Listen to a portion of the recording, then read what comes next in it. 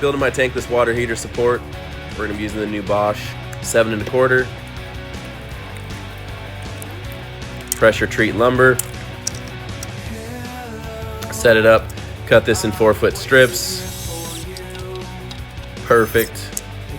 Now we're gonna drop our 3/4 ply. We're gonna get our stick of copper.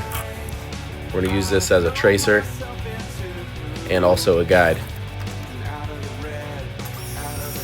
Perfect cut. This saw is so light that a carpenter could probably use it.